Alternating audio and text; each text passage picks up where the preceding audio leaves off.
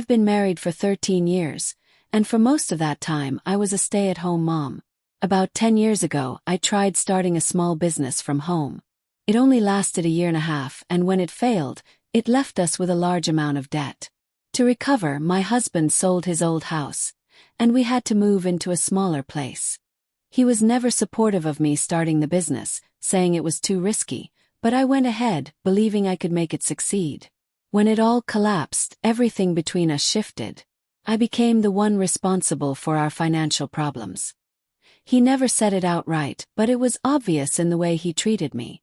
Something changed in the way he looked at me. He became more critical, acting like I couldn't handle anything. He still did kind things, helped around the house, kept everything running, but there were always these small remarks. If I made a mistake, he'd remind me of how things went wrong because I didn't follow his advice about the business.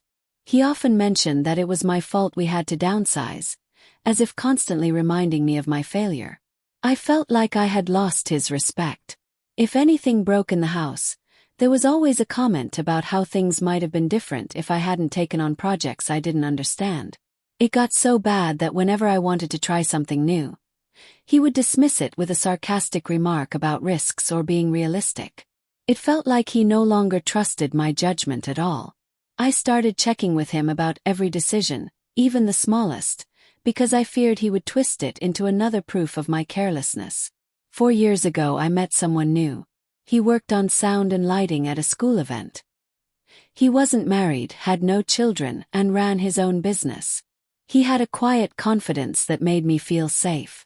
We started talking, ran into each other at other events, and eventually exchanged numbers under the pretense of planning events together. At first it was casual coffee, then lunch, and eventually he invited me to his place to show me some equipment.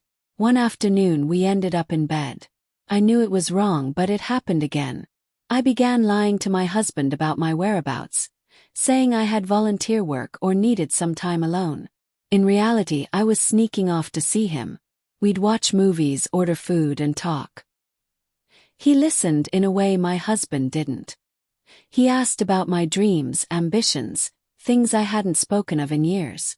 With him, the part of me that had once been driven and motivated felt alive again. I told myself I wasn't hurting anyone. Somehow, it made me feel like myself again, like I wasn't falling apart inside. Last month was our anniversary. My husband wanted us to take a trip, but I didn't want to go.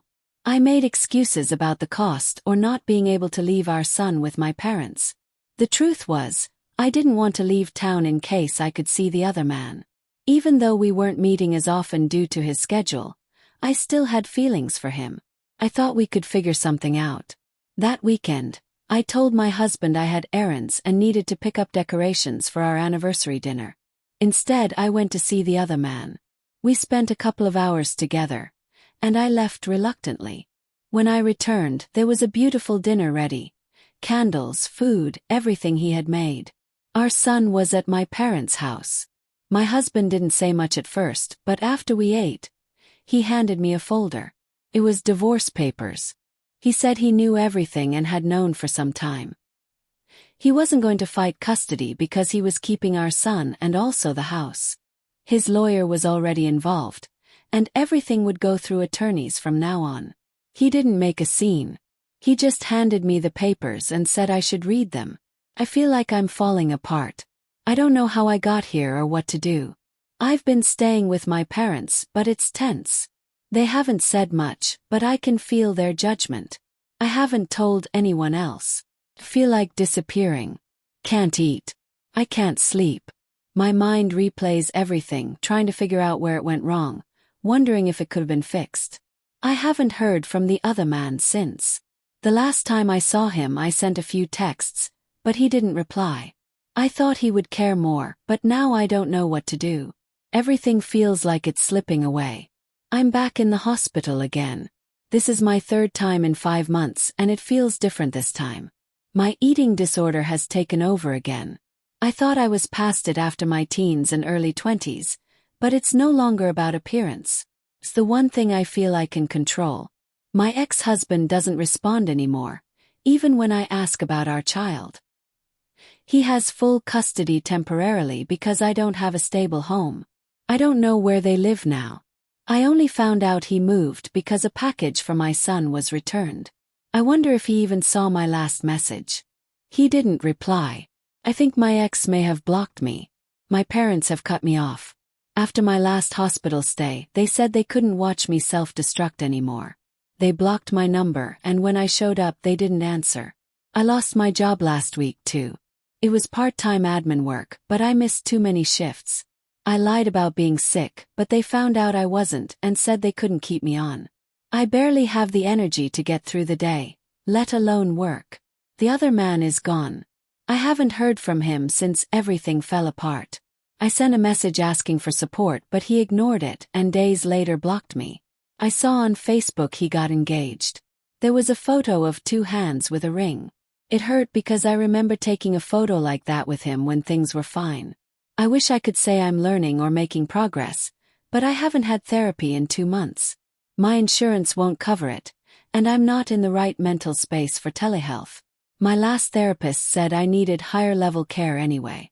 I'm not writing this for pity. I just feel invisible. My marriage is over. My relationship with my child is probably beyond repair. My parents are gone. No one from my past talks to me. Even in the hospital I get no visitors. I don't know who will pick me up, and no one is coming. I don't know who I am without them. Even if it was broken, it was still something, and now it's just emptiness.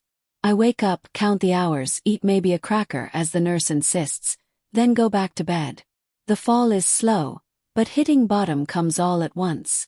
You lose everything and realize you were never ready to be alone. The loneliness is brutal. You've been there. When you finally see the full result of your actions and no one is around to soften it, it's devastating. But that's when the real work starts. This is when you choose whether to keep spiraling or rebuild from scratch. Journaling real accountability. It's not about hating what you lost, but understanding why it happened. You don't need your ex to forgive you to change, but you need to understand the cause so it never repeats. To be a safe person first for yourself, then others. Face the truth no matter how hard. Your ex and child stepped away not because they're cruel, but because you gave them reasons not to trust you. You say you regret everything, but what are you doing with that regret? Feeling bad isn't the same as changing.